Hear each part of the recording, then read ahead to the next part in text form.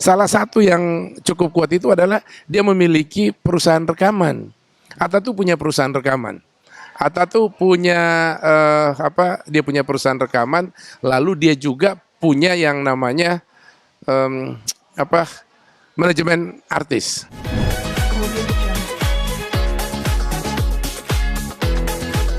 Saya jadi pimpinan sidang untuk menetapkan ada 8 gagasan dari teman-teman musisi yang tergabung dalam XVG itu untuk disampaikan kepada pemimpin masa depan Indonesia tahun 2024 nanti. Nah, jadi 8 gagasan itu adalah cerminan atau refleksi dari ekonomi kreatif atau industri kreatif yang ada di Indonesia. Dari 8 gagasan itu, ujung tombaknya adalah musik. Karena musik itu merupakan sektor yang paling menggeliat ya kehidupannya di Indonesia. Selain tentu saja ada film, kuliner, konten kreatif, dan kriya. Ya, di Indonesia pemerintah itu punya pentahelix, ada 5 dari 17 subsektor yang diperjuangkan yang fokus. Nah, di XPG ini kita fokus di satu hal yaitu musik, tetapi 16 subsektor lainnya itu mengikuti dan kita menjadi lokomotif yang akan membawa gerbong ekonomi kreatif itu, bro. Berarti ini adalah sebuah wadah yang mengumpulkan beberapa musisi, ekonomi kreatif juga, Iya. juga untuk menyuarakan pendapatnya untuk pemerintahan ke depan. Iya, jadi ekonomi kreatif kita ini kan sudah bertumbuh sebetulnya, tetapi belum signifikan secara income.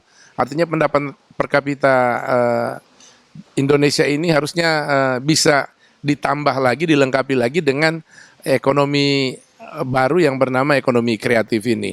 Nah, industri kreatif kita itu kalah dalam konteks ekonomi kreatif, kita kalah dengan Korea khususnya di bidang film dan musik. Dengan Thailand kita kalah di bidang kuliner. Korea sekarang juga kulinernya udah merajalela walaupun itu bukan fokus utama mereka. Nah, kita pengen juga berjaya di ekonomi kreatif karena ekonomi kreatif ini adalah salah satu sektor yang paling banyak peminatnya di masyarakat karena dunia ekonomi kreatif itu adalah dunia seni ya, dunia kreatif di mana ketika orang berada di sana itu selalu di pengelolaannya tuh enggak bikin mumet, enggak bikin pening karena seni. Jadi nyeni misalnya stand up comedy itu kan ekonomi kreatif juga ya, salah satu sektor ekonomi kreatif para komika-komika itu. Gitu. Jadi film dan banyak yang lain termasuk misalnya penulis karya-karya sastra, penulis cerpen, puisi dan sebagainya itu kan juga bagian dari sektor ekonomi kreatif. Jadi di sektor itu menerbitkan tentang karya-karya tulis itu gitu. Ya. Sebentar lagi mungkin Mas terhitung minggu mungkin akan melahirkan anak kedua mereka. Nah, belum lama ini mereka posting sedang melakukan proses pembuatan penciptaan lagu. Artinya Mas Budi sendiri melihat fenomena ini sebagai pakar yang sudah lama sekali di dunia musik. Apakah ini menjadi sebuah tren baru melihat mungkin Atta kita tahu bukan seorang musisi juga, gitu. Cuman memang dia memiliki istri dari seorang anak dari artis. Seperti apa Mas melihat? Ya, jadi ketika ada musisi atau pencipta lagu, komposer menulis lagu buat orang dekatnya, itu sebetulnya lumrah. Ada penulis yang menulis lagu buat ibunya. Itu di dunia itu John Lennon nulis lagu judulnya Mother. Rolling Stone, Mick Jagger, Keith Richards itu nulis lagu juga tentang ibunya, Mother Little Helper. Ibu itu adalah pembantu yang kecil, tapi bernilai besar. Kira-kira gitu isinya. Iwan Fals bikin lagu tentang ibu. Lalu Melly Goeslaw bikin lagu tentang bunda ya. Bim Bim Slang bikin lagu tentang anaknya, Meza Luna. Itu ada kata-kata Una bahkan di dalam liriknya. Beberapa musisi enggak mencantumkan nama anaknya atau nama istrinya atau nama pacarnya ke dalam lagunya, biasanya mereka nyamar, tapi ketika ditanya, oh ya ini lagu untuk bini gue, untuk pacar gue, untuk anak-anak gue. Jadi itu lumrah. Nah, jadi bukan sebuah fenomena, hal yang umum yang dilakukan oleh banyak musisi. Ada musisi yang menampilkan tanpa rasa bersembunyi di balik kata-kata yang puitis. Ada yang gamblang kayak Bim Bim tadi menulis lagu judulnya Unakan Indonesia. Una itu nama panggilan Mezzaluna, putri sulungnya. Dan di lagu itu dia cerita tentang Indonesia dari perspektif anaknya. Dia ngebayangin seperti Iwan Fals ketika bikin lagu Galang Rambu Anarki. Apakah anakku nanti ini bisa dapat makanan yang cukup, minuman yang cukup dengan kondisi Indonesia hari ini. Nah, jadi semua penyanyi menulis lagu untuk orang terdekatnya, istri, pacar, atau anak. Ahmad Dhani termasuk yang lumayan banyak nulis lagu tentang orang dekatnya. Bahkan untuk anak-anaknya dia nulis lagu tentang aku bukanlah Superman, aku juga bisa nangis. Nah itu keren banget sih lagu itu.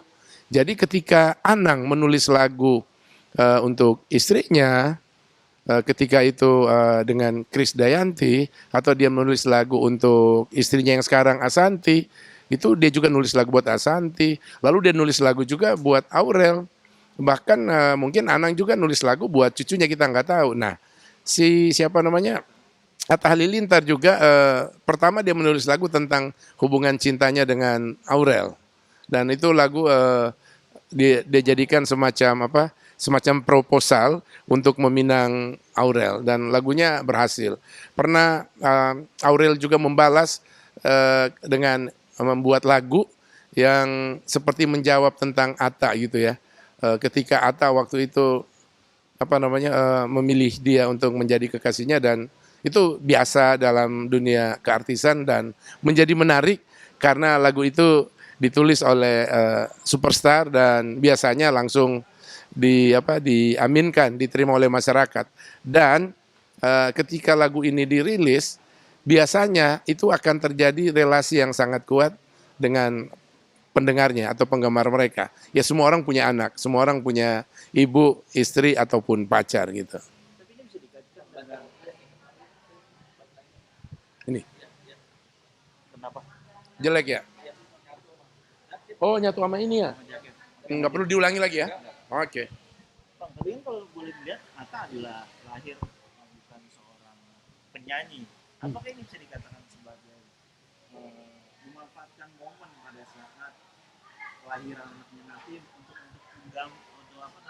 mengambil atau meraup dari keuntungan tersebut? Seperti apa? Oke, kalau kita bicara Atta Halilintar, saya bukan sahabat baiknya dia, tapi saya salah satu teman Atta, bukan teman main, tapi teman diskusi. Jadi lebih kurang setahun saya pernah berdiskusi dengan Atta dalam setahun masa saya berkenalan dengan dia. Itu kita diskusi tentang banyak hal. Salah satu yang kita diskusikan itu adalah tentang bisnis musik. Jadi bisnisnya Atta Halilintar itu banyak banget. Jadi bisnis Atta Halilintar itu kalau saya mau valuasi ya, itu selain konten kreatif ya, dia punya kegiatan sosial itu sampai 3, dia punya kegiatan yang menurut saya itu luar biasa banget. Nah, salah satu dari kegiatannya itu kalau saya valuasi ya, kegiatan Atta Halilintar itu ada 10. Ada 10 kontennya Atta Halilintar yang berkaitan dengan kreatif konten yang ada di media sosialnya dia. Nah, salah satu yang cukup kuat itu adalah dia memiliki perusahaan rekaman. Atta tuh punya perusahaan rekaman. Atta tuh punya dia punya perusahaan rekaman, lalu dia juga punya yang namanya manajemen artis. Jadi dia manajeri penyanyi, dia memiliki perusahaan rekaman, dan sekarang istrinya dan dia sendiri rekaman di perusahaan rekamannya sendiri. Dan itu membuktikan bahwa Atta itu punya interest yang sangat kuat terhadap musik. Lalu pertanyaannya, apakah Atta sebagai penyanyi itu bagus? Saya udah dengar lagunya dia nyanyi sama Oma Irama, itu belum dikeluarin lagunya. Dia nyanyi sendiri, rap ya. Walaupun tidak seperti kita harapkan sebagai penyanyi yang merdu, tapi dia nyanyinya nggak fales. Dan menurut saya apa yang dilakukan oleh Atta Halilintar ini adalah ekspresi dia berkesenian. Kalau kita ngomong bahwa lagu itu bukan hanya musik, tapi juga ada lirik. Liriknya Atta itu sebetulnya teruji dengan semua yang dia omongin dalam konten-kontennya dia. Omongannya Atta dalam kesehariannya dia, dalam setiap konten-kontennya itu semuanya bisa dipertanggungjawabkan. Dia ngomong tentang keluarganya yang 11 orang bersaudara itu, dia ngomong tentang bisnis-bisnisnya dia, tentang bola, tentang tentang basket, tentang istrinya, tentang anak-anaknya, itu semuanya objektif. Dan saya rasa ketika dia menulis musik juga sangat objektif, karena menulis musik itu adalah memotret apa yang ada di sekitar kita, yang paling dekat dengan kita dan apa yang lagi hangat di masyarakat. Dan Atta menurut saya berhasil. Dan kalau ada yang bilang Atta Halilintar Aji Mumpung menulis lagi buat anak-anaknya, enggak. Karena Aji Mumpung itu adalah satu orang melakukan sesuatu yang tidak pernah dilakukan oleh masyarakat. Jarang dilakukan oleh masyarakat. Mungkin 1001. Tapi tadi saya menyebut nama. Bukan hanya Atta Halilintar. Bim Bim Slang nulis lagu tentang anaknya Mezaluna. Ahmad Dhani nulis lagu untuk anaknya laki-laki Al Eldul. Kita nggak tahu artis lain mungkin ada nulis lagu buat anaknya, tapi Iwan Fals menulis lagu buat Galang Rambu Anarki, ya. Dia nulis lagu buat ibunya dan sebagainya. Jadi yang dilakukan oleh Atta itu adalah mungkin terinspirasi dari nama-nama yang saya sebutkan tadi. Jadi Atta nggak berdiri sendiri. Jadi menulis lagu buat orang terdekat, buat istri, anak, dan pacar, bukan fenomenal. Kemudian kalau Atta melakukan itu bukan sesuatu yang baru, nggak aneh, karena semua musisi juga melakukan itu, menulis lagu tentang orang-orang di dekatnya. Apalagi kalau orang yang punya bakat nulis lagu, ya. Jujur, saya menulis lagu, diam-diam saya menulis lagu. Saya punya 9 lagu ketika istri saya hamil 9 bulan. Jadi 1 bulan saya punya 1 lagu, itu luar biasa banget. Nah, jadi semua orang yang lagi jatuh cinta dengan anaknya, Kakak Tam, semua orang yang lagu jatuh cinta dengan anaknya itu punya apa?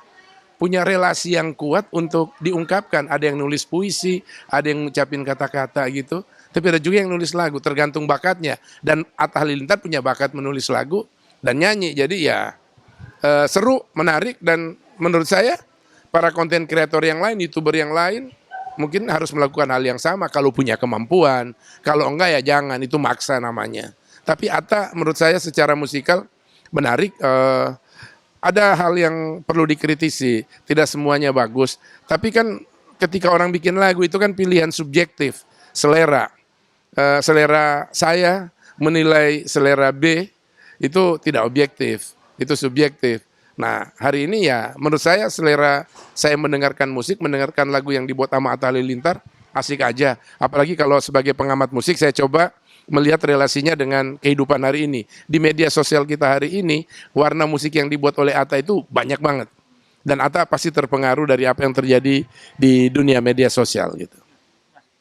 Artinya tren ini sudah lama dilalui oleh pencipta lagu, khususnya untuk beberapa momen, mungkin untuk Ante juga, bukan tren baru ya bisa dikatakan seperti itu ya Mas. Apakah ada pengaruh juga dari mertuanya anak sendiri untuk beberapa momen atau sepengetahuan Mas Budi selama bekerja sama soal musik itu gimana? Oke, apakah Atta punya pengaruh terhadap Anang? Pasti ada. Pasti dia semakin terinspirasi. Tetapi kalau lihat sejarahnya, secara kronologis, Atta udah nulis lagu sendiri sebelum menikah dengan Aurel. Artinya sebelum mengenal Anang dengan baik. Artinya inspirasi Atta Halilintar itu banyak. Ya bisa Iwan Fals, bisa Ahmad Dhani, bisa Bim Bim Slang, bisa banyak musisi. Tetapi sekaligus juga terinspirasi dari Anang Hermansyah. Jangan-jangan sebelum menikah dengan Aurel, dia lebih dulu menyukai Anang Hermansyah. Kita nggak tahu. Nanti bisa dikonfirmasi. Tapi feeling saya iya. Kenapa? Ada salah satu hal yang relate antara Atta dengan Anang Hermansyah, yaitu kehidupan religi di antara mereka itu yang menurut saya bagus sekali, yang menginspirasi ya. Jadi saya kira kalau akhirnya Atta memilih Aurel, itu pasti juga karena dia melihat orang tuanya. Dan kalau dia akhirnya menulis musik dan semakin bersemangat, Selain karena orang lain, musisi yang lain juga karena Anang Hermansyah. Dan dari ini kalau dia bikin ya pastilah pengaruh Anang Hermansyah sangat kuat bagaimana mengungkapkan cinta terhadap orang yang kita sayangi, kita cintai.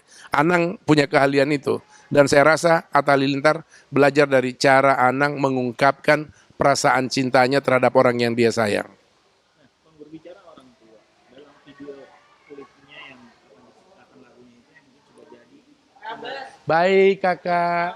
Iya, ntar kita ketemu kak.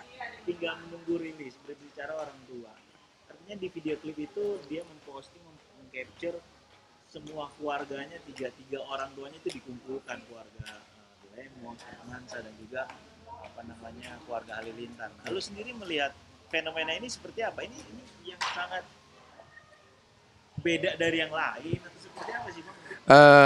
Ya itu tadi. Di awal gue bilang bahwa gue nggak bersahabat dengan Atta Halilintar. Gue kenal dia lebih kurang setahun, kita diskusi hampir setiap minggu kita diskusi. Jadi cukup banyak diskusi kita, bicara tentang ekonomi kreatif, bicara tentang digital, dan bicara tentang banyak hal. Nah, dari sana saya melihat bagaimana Atta Halilintar itu melihat keluarganya, saudara-saudaranya sebagai sebuah aset. Sebuah aset yang tidak dimiliki oleh keluarga lain. Kita boleh merasa ngelihat Atta Halilintar itu lalu ngelihat diri kita sendiri. Enggak semua. Oke, mari kita bedah satu-satu. Misalnya istrinya Bim Bim bukan penyanyi. Ahmad Dhani mungkin agak mirip ya. Istrinya penyanyi, komposer, produser, punya anak-anak jadi penyanyi. Tapi di keluarga dekatnya, mertuanya apakah menyanyi seperti Atta terhadap Krisdayanti? Enggak. Atau Atta terhadap Ashanti?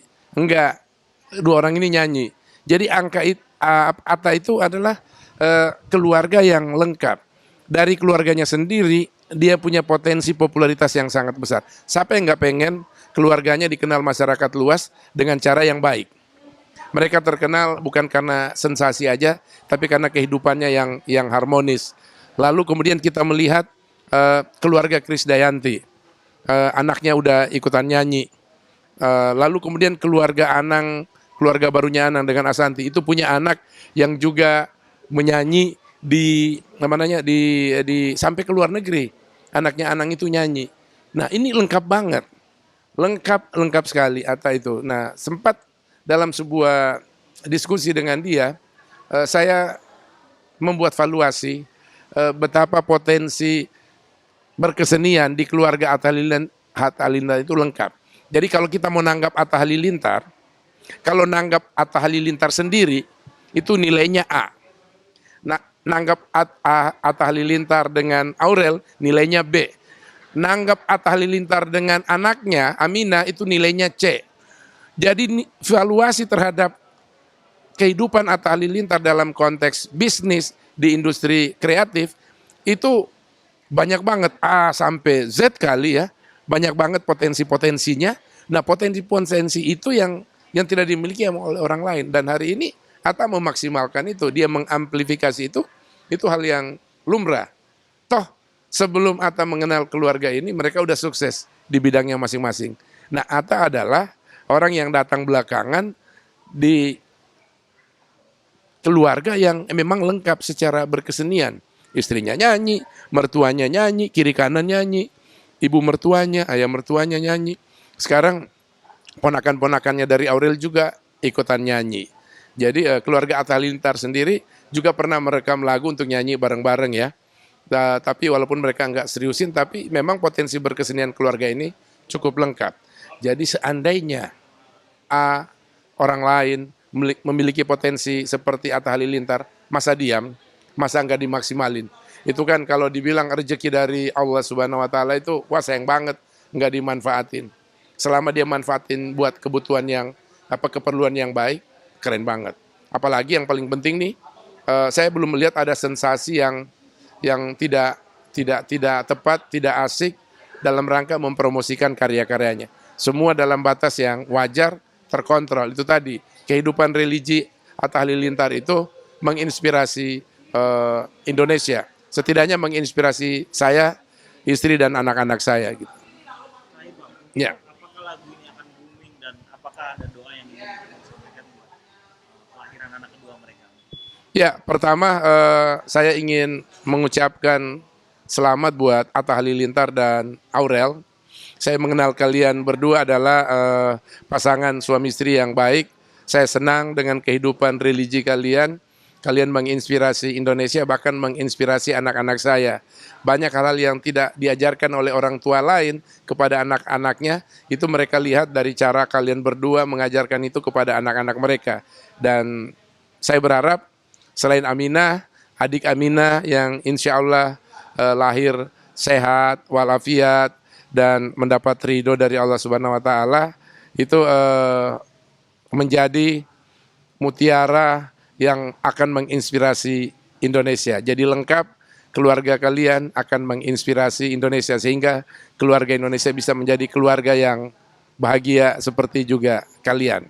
Dan terakhir, karya Atta Halilintar saya udah dengar dari yang pertama, ada juga karya dengan Oma Irama, itu mungkin belum dikeluarin, mungkin nunggu momen.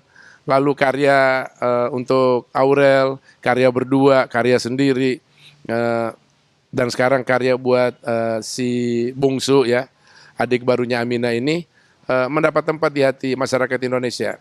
Saya cuma ingin ngasih tahu bahwa kenapa sebuah lagu bisa populer dan disukai masyarakat, itu karena lagu itu relate dengan masyarakat itu sendiri. Kalau memotret kehidupan masyarakat, pasti akan kembali ke masyarakat.